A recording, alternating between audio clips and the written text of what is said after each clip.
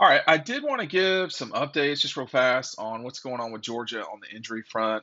Robert Beal, I've got an image of it. I'm not going to show it though, of him walking off the field during the Tennessee game, and it looks like he's going to be back for the Dogs. That's a really important return for Georgia because Robert Beal, as you recall, not only was he Georgia's leading sack man a season ago, with um, with Nolan gone for the year, you need as many edge guys as you can get. I mean, obviously Robert Beal is a very good one, and came on from this point on in the season a year ago.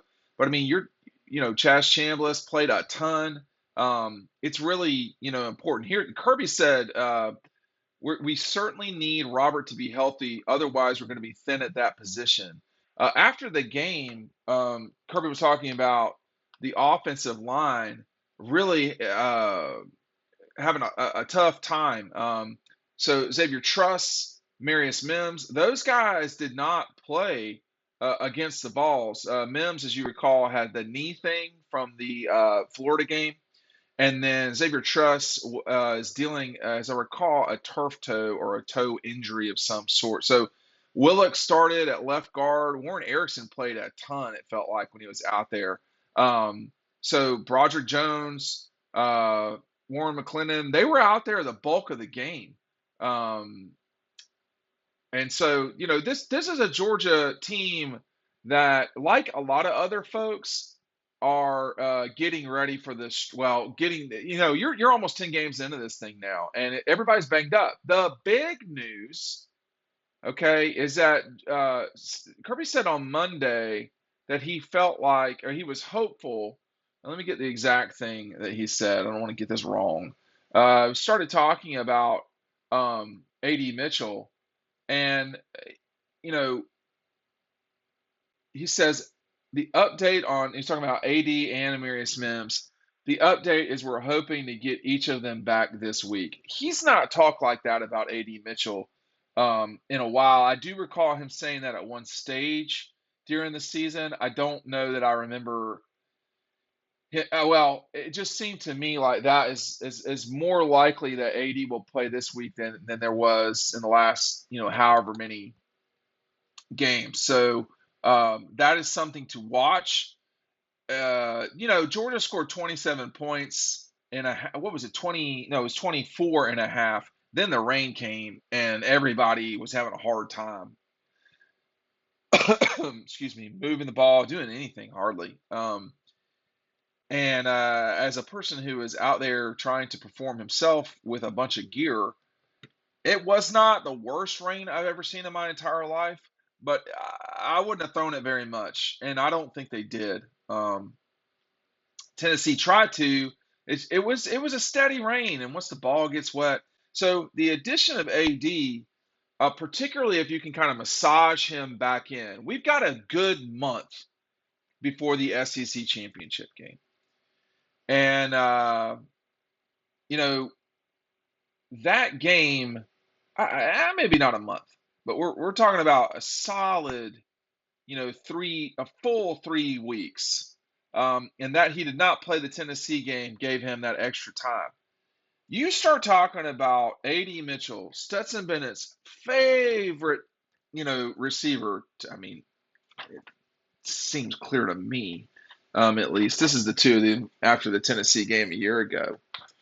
Um, you add AD to the mix with just his talent and his connection with Stetson. Hey, make sure you're getting the Kelee Ringo event. A lot of y'all have signed up. We're going to run out. So get it now. You get a book, you get a signature. You can also get it personalized for a little bit more. You can bring up to 5 things to get signed. So one of them's already included. So make sure that you're taking advantage of this. Where is it? At Red Zone in Athens. Our friends Mindy, Scott, they have um, this is a locally owned business in Athens. You're helping the Athens economy. The book is printed in Marietta. The book is printed in Marietta. So this is a Georgia event. Please support us. Obviously, Kelee Ringo is benefiting from this. And we are very appreciative of getting this worked out. I do not know if this is going to be something that I do not know. I don't want to speak for Kelee at all. I don't know. It's going to be pretty crowded after this week for him in terms of scheduling. Any football player doesn't mean they can't have another event, but take advantage. Take advantage. We don't have a lot of spots. Okay, we do not have a lot of spots, and I'm not trying to do the hey, you're running out of time thing, but the supplies are limited here. And the man, those DBs played so well. I mean, they just really did. Okay, they could be coming into this state game. Georgia could be coming into this state game as healthy as we've seen this season since September, since the South Carolina game. And when you look back at the way they performed against Carolina, against Oregon, against Samford, giving up 10 points, scoring over 100 in 3 games. I cannot recall the score of all those games, but they were significant. And the offense had a turnover game against the Gators, a turnover game against Missouri, that got those teams into it. But if you return Xavier Truss, Jalen Carter is back already, A.D. Mitchell. If you return, not Broderick, Amarius Mims, Xavier. If you keep Beal healthy, hey, look, these guys certainly look to me like the best team in the country. They don't have all their guys yet.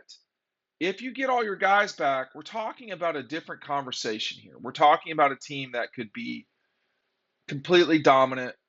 Um, and that would really say something. Now, let me just add this real quick. We have, and he knows I'm joking around.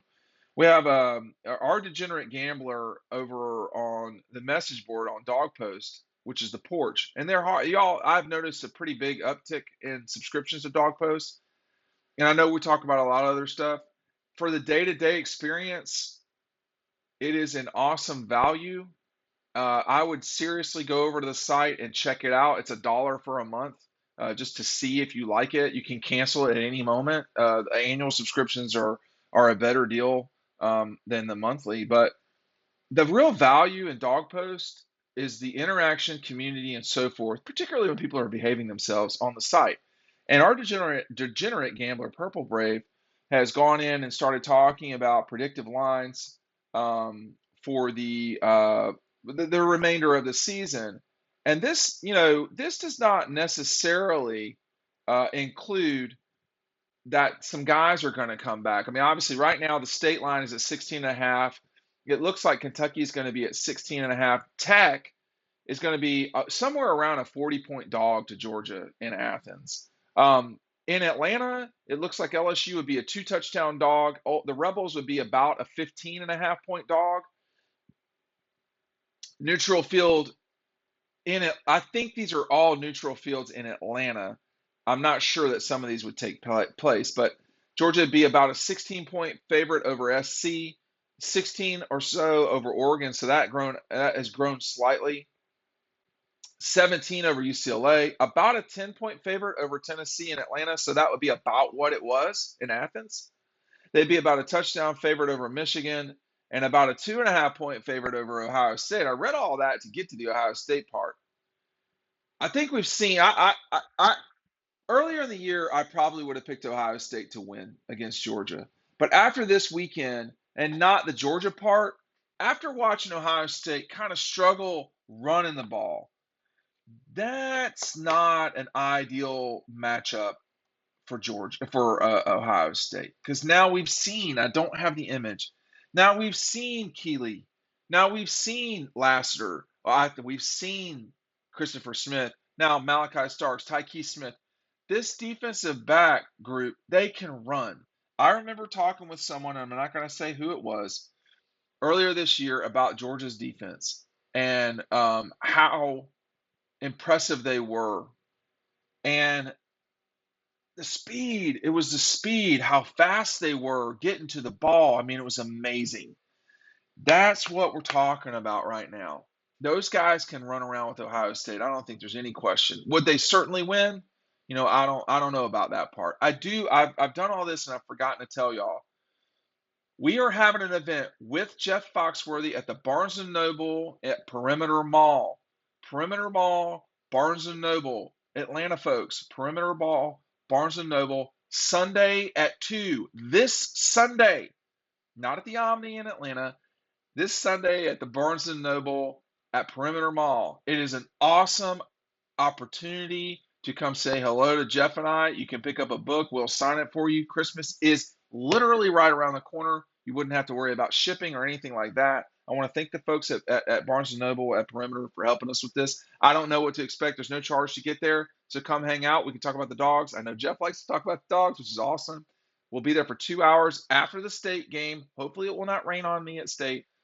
Take advantage. You can pick up the book there too. We'll sign it for you and so forth. It is a book signing. Barnes and Noble Sunday at 2. We will not be there at 4. But the injuries are. It looks like that Georgia. It looks like we've turned the corner, and some of these guys are coming back. You've lost Nolan for the season. That's not good. But we knew that. We know that, and we're just going to see where the dogs go from here. Thanks for watching. We'll see you at Barnes and Noble.